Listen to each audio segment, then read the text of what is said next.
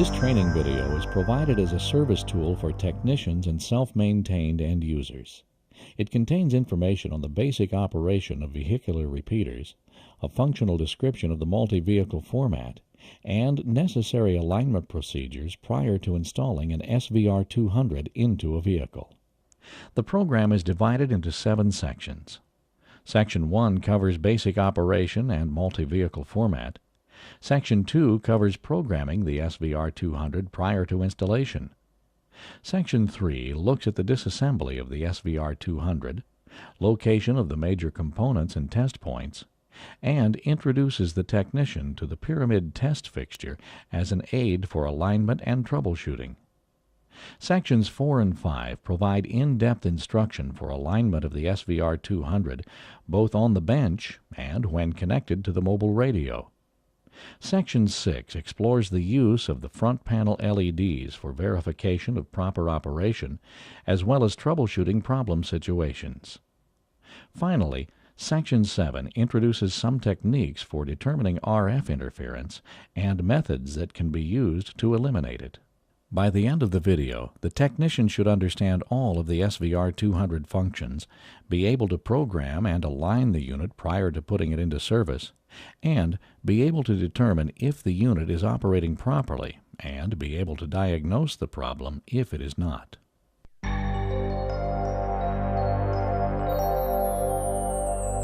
Vehicular repeaters extend the range of handheld portable radios by connecting to an existing high-power mobile radio and repeating transmissions in both directions.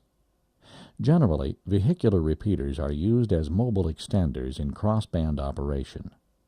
The SVR-200 to portable link is VHF-UHF simplex, and the mobile is low-band VHF or UHF. The mobile may be trunking or conventional.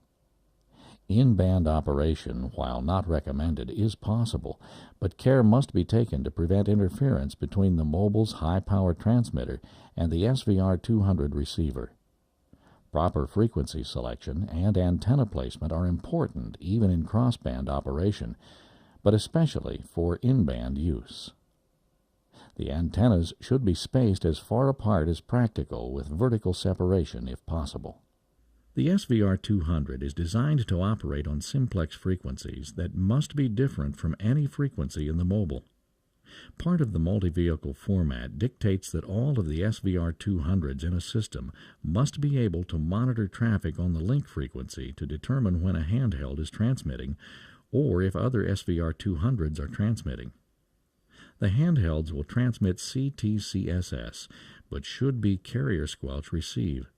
The SVR-200s do not transmit CTCSS, but are tone protected on receive. If set up this way, the SVR-200 will be able to tell the difference between a handheld transmitting and other SVR-200s transmitting. When the user leaves the vehicle, they activate the SVR-200. When their mobile radio is receiving a transmission from the base, the SVR-200 will repeat the transmission on the handheld's receive frequency. If the operator transmits on their handheld to the SVR-200, it will key the mobile radio and rebroadcast the signal at high power back to the base on the mobile frequency. As long as the user stays within range of the vehicle, they will have the same coverage as their high-power mobile radio, but using a low-power handheld.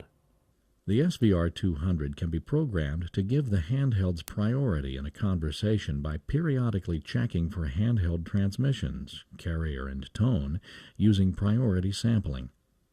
During base to portable transmissions, the SVR-200 will periodically unkey for a brief time to check for handheld transmissions. If detected, the SVR-200 will cease transmission, key the mobile radio, and repeat portable to base. This allows the handheld to respond during hilltop repeater hang time and prevents lockout if the mobile squelch were to remain open. When the SVR-200 is first activated, it will transmit a short lock tone that alerts the user that the system is functioning. It will then assume the priority status and be ready to repeat any portable to base or base to portable transmissions. If another unit arrives on the scene and is activated, it too will transmit the lock tone. When the first SVR-200 detects the lock tone from the second unit, it will increment a priority counter and will no longer repeat any transmissions. The recently arrived unit will be the priority repeater, and the first unit will be one count away from priority. This process will continue for each unit that arrives on the scene, creating a priority hierarchy for up to 256 vehicles, each with a unique count and only one unit at a priority status. The SVR-200 will not transmit its lock tone if the radio channel is busy when first enabled. It will wait in non-priority status until all transmissions cease, then send its lock tone and become the priority unit. This method is commonly referred to as last man out. Even though the other SVR-200s are not at priority status, they will continue to monitor the channel for activity. If the priority unit were to leave the scene or become disabled, the other units will detect the condition to repeat and determine that there is no priority unit repeating the transmission. They will then begin to decrement their priority counters until one of them reaches the priority status and begins repeating the transmissions. Since the SVR-200s are all at different counts, only one will reach priority status and begin transmitting. The other units will sense the new priority repeater and cease counting down, preserving the priority hierarchy. If another unit were to arrive from a different scene and it is still the active priority, there will be two active repeaters on the air when a condition to repeat exists. When one of the SVR-200s unkeys to check for handheld activity, it will detect the presence of the other active SVR-200 and increment its priority counter and cease transmission. This is the self-clearing mode to prevent radio collisions. If the handheld operator is out of the vehicle and their partner still in the vehicle were to key the mobile radio using the local mic, the SVR-200 will detect the local push-to-talk and repeat the transmission to the other handhelds so that both sides of the conversation will be heard by everyone on the link. The local mic repeat function can be enabled and disabled via the PC software. The SVR-200 also has a local receive audio speaker jack that enables the person in the vehicle to monitor handheld to base transmissions that are being repeated through the mobile. If the users wish to communicate handheld to handheld without accessing the mobile repeater, they may transmit on the same frequency without CTCSS or a different CTCSS. The SVR-200 only responds to carrier and proper tone from the handhelds.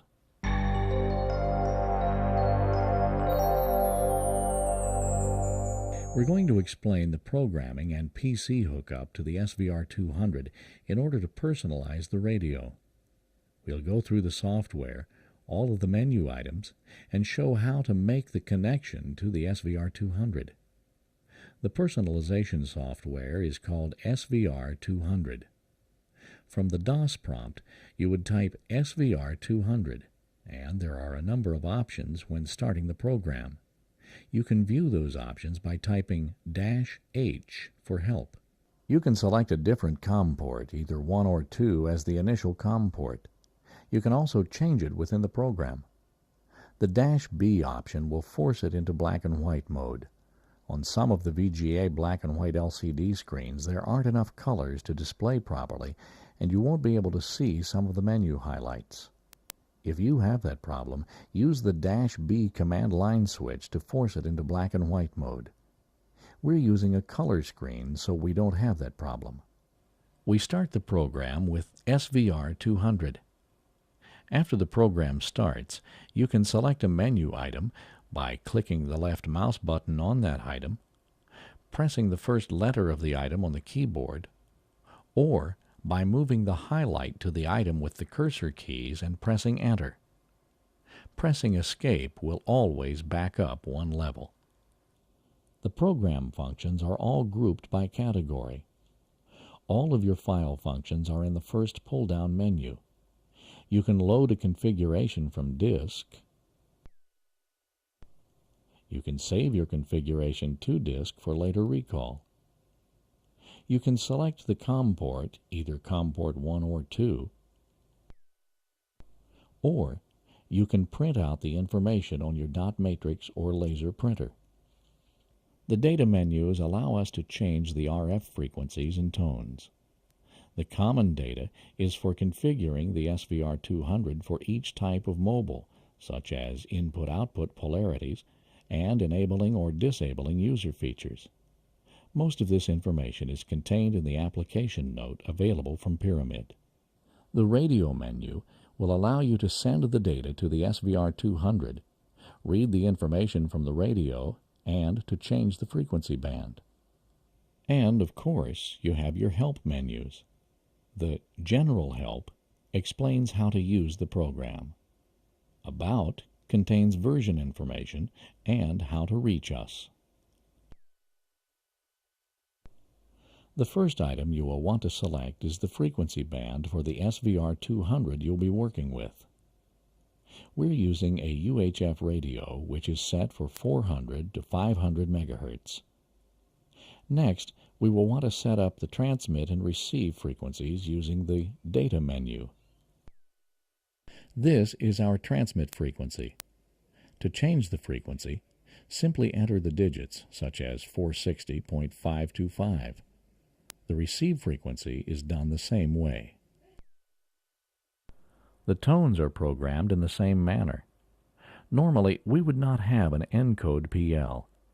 The SVR-200 is designed to operate decode only, and you select the PL tone here. You can type it in directly, the same as the transmit and receive frequencies. If you type in a wrong code, it will bring up a window with all of the possible tones, and you can select the proper tone using the cursor keys. When you have entered the correct frequencies and tones, press Escape to exit and select the Common Data menu. The first item is the file name. This is the name that is stored in the repeater for later recall. It will show up in the printouts, and it is the name that is suggested when you save the data to disk. The COR polarity is the polarity of the signal coming from the mobile that indicates when it is receiving. That's our indication to transmit, and it may be high or low. To change the selection, press the Enter key. The radio type can be selected as conventional or trunking. If the SVR-200 is connected to a trunking mobile, there is one additional line that senses when the mobile transmitter is actually on the air and is used to determine when the mobile has acquired a voice channel. We'll be connecting up to a conventional radio. The on-air polarity determines whether the transmitter sense line is active high or active low. It is also used for the local mic repeat function to know when the mobile microphone is keyed.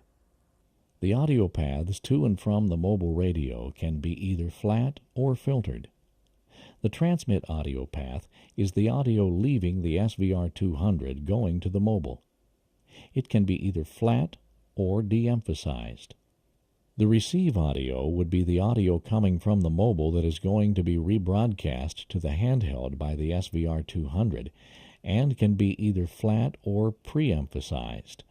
These settings are determined either through the service manual or from the application note that we provide. The system tone frequency is the tone that is transmitted when the repeater is first enabled, and it is used to identify the SVR-200 to the other units in the system. There are 3 different tones in use: 682.5, 832.5, and 847.5. All of the repeaters in your system must have the same lock tone frequency. Local mic repeat is an option that allows the officer in the field with the handheld to hear what is being said by their partner in the vehicle when that officer is talking to the base using the mobile radio. If enabled, local mic repeat will key the SVR-200 and enable the audio to be heard by the officer in the field with the handheld.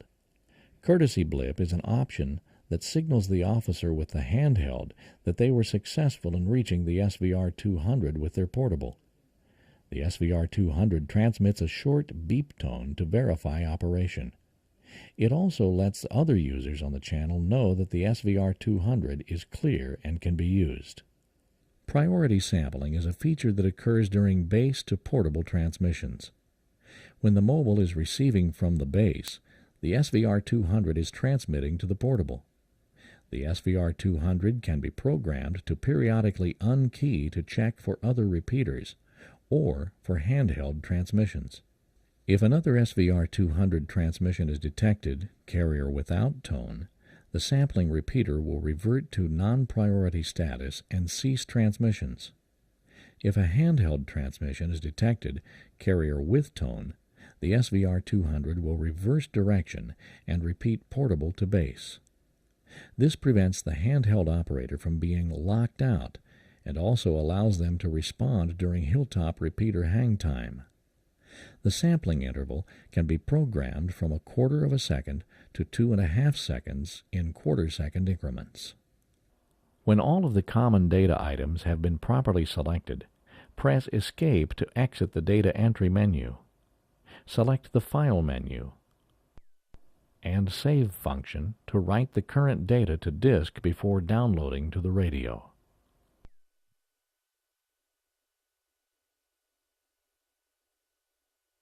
In order to download the information to the SVR-200, insert the FY1 programming cable's DB9 connector into the selected COM port of the computer. The other end of the cable will connect to the SVR-200 programming jack P3. The programming jack is located behind the front panel of the repeater. By removing the front panel, we expose the programming jack. Make the cable connection by inserting the 2.5 mm jack into P3, and the option LED will illuminate, indicating that you have a positive connection. With the cable properly connected, we can return to the software and select the radio menu and the Send function. Press Enter to download the data to the SVR-200.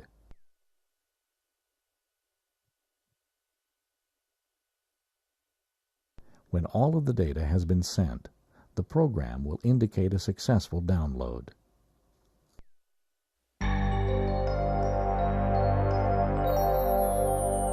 In this section, we're going to cover some of the alignment issues with the SVR-200, show you how to disassemble it, and complete the bench alignment. We're going to introduce you to a test fixture that we have developed to assist in the alignment and programming of the repeater. Normally, the SVR-200 would have to be connected to the mobile radio in order to align it. Our test fixture allows us to put it on the bench, power it up, set some of the input and output levels, and simulate the signals coming into the repeater. On the back of the test fixture, we have 2 audio jacks, one that will allow us to inject a signal into the repeater to simulate mobile receive audio, and one jack that will allow us to look at the audio coming out of the repeater. The audio tone output from a service monitor will connect to the test fixture audio in jack.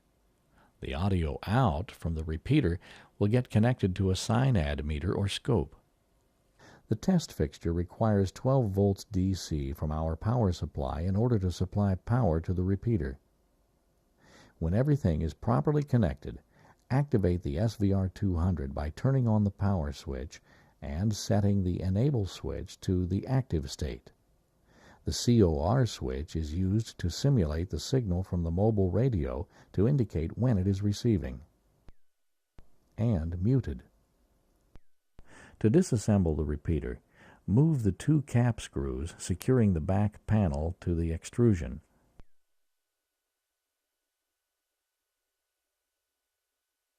Remove the 1 Phillips screw that anchors the heat sink to the case. Remove the repeater from the housing by sliding the entire assembly out of the extrusion, exposing the main circuit board as well as the RF board. The control board contains all of the level adjustments and control circuitry. The daughter board contains the radio portion and all of the adjustments for receiver sensitivity. The 2 boards are mated through connector P2. The power supply section is located at the rear of the control board. The LED indicators are located at the front edge of the control board, as well as the programming jack P3. Connect the SVR-200 to the test fixture by inserting the power cable into P1 on the rear panel and connecting the service monitor to the antenna jack. Three sections of the control board of interest to us are the test jumper J3, test point 1, and test point 2. J3 is located to the right of the microprocessor and is used to activate the transmitter and to put the receiver into open squelch mode. Test point 1, located in front of the daughter board, is the RSSI level, or Receiver Signal Strength Indication. We'll use that for aligning the receiver.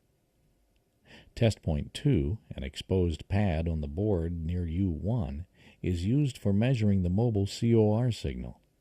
Test point 2 is electrically the same as the violet wire coming from the cable and is a very convenient point to verify the level and confirm that the COR signal from the mobile changes state when the mobile is receiving and when it is muted.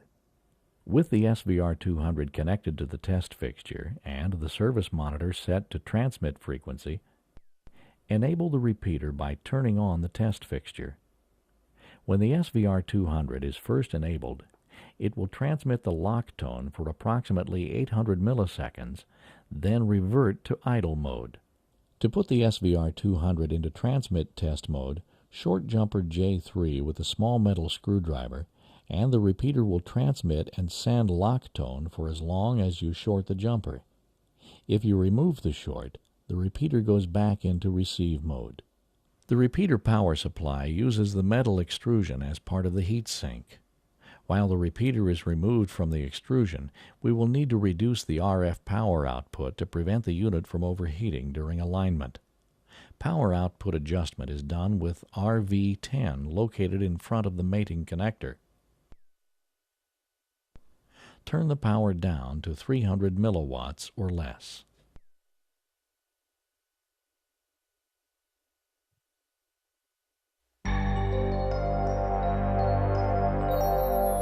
The first alignment test we will perform is to set the synthesizer frequency. Short the test jumper J3 to put the SVR-200 into transmit test mode. Adjust C851 on the RF board for the transmit frequency plus or minus 100 Hz. Next, we can use the lock tone generator to provide an audio signal in order to set deviation. The lock tone circuit was designed to output a large enough signal to produce full limiting in the SVR-200 modulation circuits. Adjust RV7 for maximum and observe the waveform on the service monitor as the radio goes into clipping. Adjust RV8 for the maximum deviation level, plus or minus 4.5 kHz in this case. RV7 can now be readjusted for normal lock tone level, which is plus or minus 3 kHz. Readjust RV10 for the desired RF output level. The transmitter is now completely aligned except for the audio level coming from the mobile radio, which we'll do after we align the receiver. To align the receiver of the SVR-200, we use the same test point J3. Instead of shorting the jumper after the power has been applied, short the jumper and then apply the power. This procedure will put the repeater into open squelch mode, and we'll be able to hear the speaker audio to aid us in alignment.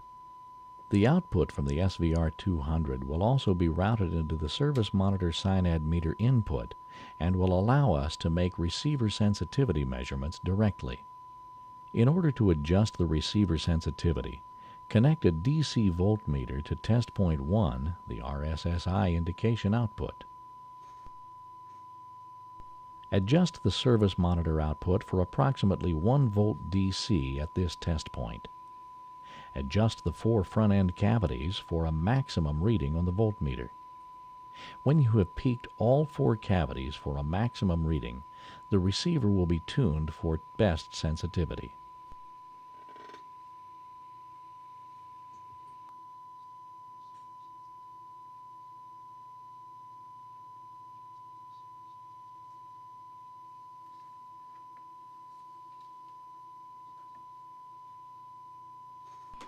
Reduce the service monitor output until the SINAD meter reads 12 dB. This is the reference sensitivity for the repeater. The VHF SVR-200 is aligned in the same fashion. Connect a DC voltmeter to test point 1 and adjust the service monitor output for 1 volt DC. Adjust the 4 front-end coils for a peak reading on the DC voltmeter.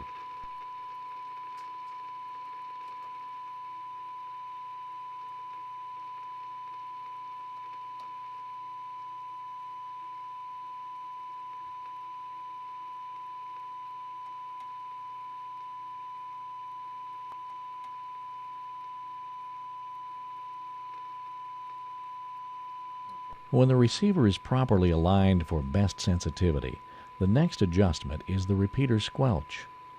The third LED from the left is the repeater COR indication or squelch indication, and we want it to be active only when receiving a valid signal from the handheld. The very minimum setting we want to adjust is for 0.5 microvolts. This setting may need to be increased if you have co-channel interference or the ambient noise level is higher in your location. To set the squelch threshold, adjust the service monitor output for 0.5 microvolts and adjust RV9 until the COR LED comes on. Verify that when the RF level is reduced to 0.35 microvolts, the COR LED is off. In order to complete the bench alignment of the SVR-200, we will want to verify operation of the sub-audible tone detection. In order to do that, we need to return the repeater to normal operation. Reset the repeater by turning the test set off, then on. With the service monitor in generate mode, increase the RF output until the COR LED indication is on. Turn on the sub-audible tone generator and confirm that the repeater tone LED is illuminated. On the test fixture, the push-to-talk LED confirms the SVR-200 would be keying the mobile. This completes the bench alignment of the SVR-200. The only tests remaining before putting the unit into service is to set the audio sensitivity levels using the actual mobile radio it will be connected to.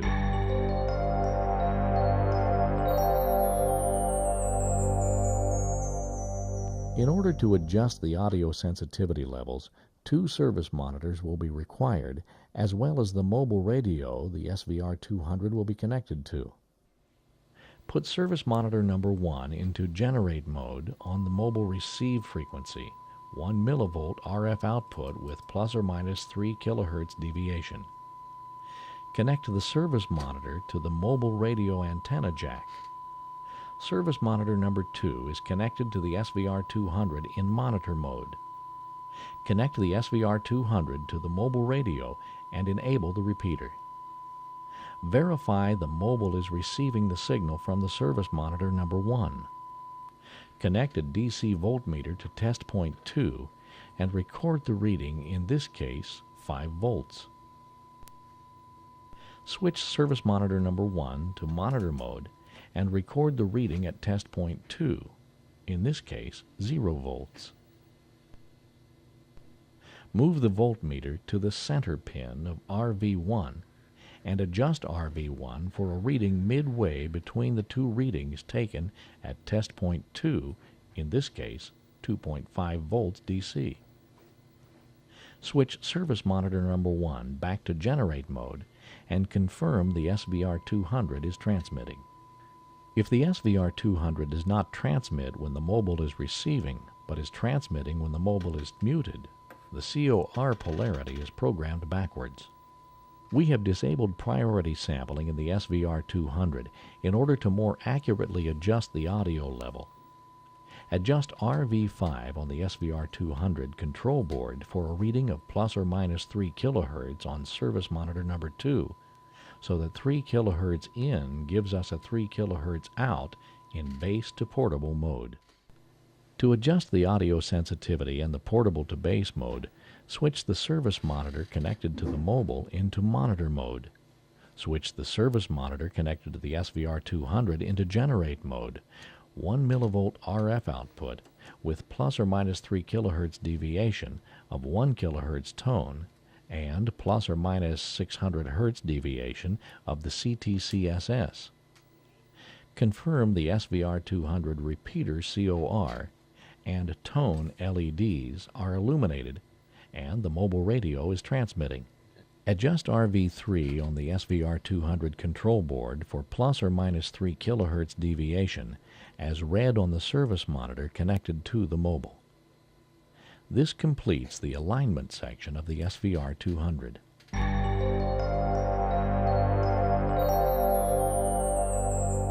In this next section, we want to cover the basic operation of the repeater and learn how to use the front panel LEDs to verify proper operation or to diagnose problems we may be having.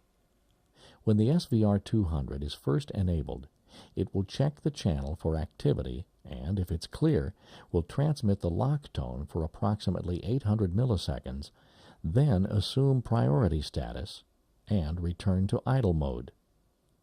In idle mode, the CPU LED will blink and the priority LED will remain illuminated. When the handheld transmits, the repeater COR and tone LEDs illuminate, and if we are at priority status, the mobile transmit LED will also illuminate. This is portable to base mode. Releasing the handheld push-to-talk returns the SVR-200 to idle mode. When the mobile radio receives a signal, the mobile COR and repeater transmit LEDs illuminate and the SVR-200 begins repeating to the handheld. This is base to portable mode. If priority sampling is enabled, the SVR-200 will periodically unkey to check for handheld activity, carrier and tone. If a handheld were to transmit, the SVR-200 will detect its transmission during one of its sampling intervals and reverse direction. If, during base to portable mode, the SVR-200 detects carrier without tone, it will pause. If carrier is not detected within 800 milliseconds, the SVR-200 will revert to non-priority status and cease transmissions. This is the self-clearing mechanism in case two SVR-200s are at priority. One of the repeaters will unkey first and detect the other. The first one to sample will remove itself from priority, even though its mobile is still receiving and the mobile COR LED is illuminated. As long as the non-priority repeater senses that there is another priority repeater on scene, it will remain at non-priority status. If the priority repeater were to leave or become disabled, and a condition to repeat were to occur, the non-priority repeater will not detect the presence of the priority repeater, and after approximately 800 milliseconds will assume priority and begin repeating.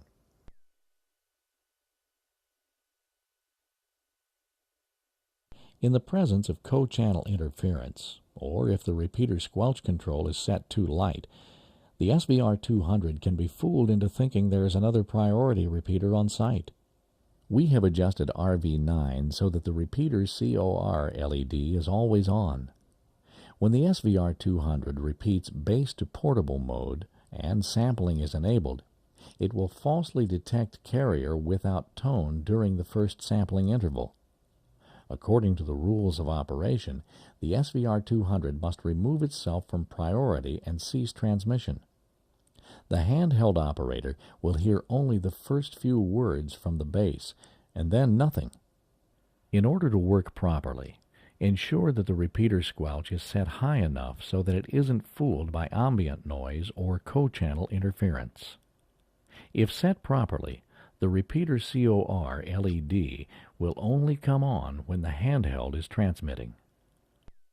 Another commonly occurring condition is when the repeater is stuck in transmit all of the time and the front panel shows the repeater transmit LED without mobile COR indication. This indicates local mic repeat mode, and the SVR-200 thinks the mobile microphone has been keyed. If enabled in software, the SVR-200 can detect when the mobile microphone has been keyed, and audio from the officer in the vehicle will be repeated by the SVR-200 to the officer with the handheld in the field. If the front panel LEDs give you this indication and the mobile is not keyed, most likely J5 has not been installed, or the polarity of the on-air detect line is programmed incorrectly. A common problem experienced when the SVR-200 is in the same frequency band as the mobile is RF interference, or desense. It is most common when the two antennas are located in close proximity to each other, or the transmit frequency of the mobile is too close to the receive frequency of the SVR-200. The symptoms can be a loss of range or phenomenon known as picket fencing. When the officer keys their handheld, the SVR-200 is able to receive the transmission and will key the mobile radio. The high power of the mobile transmitter will swamp the receiver of the SVR-200 and desensitize it, reducing its effective range. The SVR-200 may no longer be within range of the handheld and will drop the call, unkeying the mobile. With the mobile no longer transmitting, the SVR-200 is returned to normal sensitivity and can once again receive the portable, which will once again cause the mobile to transmit, desensitizing the receiver, and the cycle repeats. The test method presented here will allow us to determine if there is desense occurring, and will allow us to measure the degree of desensitivity and the effectiveness of any steps we take to reduce it. Using the test fixture, we will place the SVR-200 in the open squelch mode and monitor the channel through the speaker output. The vehicle antenna will be connected to the SVR-200 through a T connector, with the other end of the T going to the service monitor. Adjust the service monitor output for 12 dB synad. In this case, approximately 0.3 microvolts. Key the mobile transmitter using the local microphone and key any changes in the receiver audio of the SVR-200. From the synad meter, we can see the sensitivity is dropped. By increasing the output of the service monitor until the synad meter once again reads 12 dB, we can measure the amount of desense, in this case about 0.6 microvolts or 6 dB. The simplest cure is to move the antennas further apart. When the mobile is transmitting at a high power, it can radiate directly into the receiver antenna. We want to separate them as much as possible to isolate the transmitter from the receiver. By separating the antennas, you can see that there's no difference between when the mobile is transmitting and when it is not transmitting.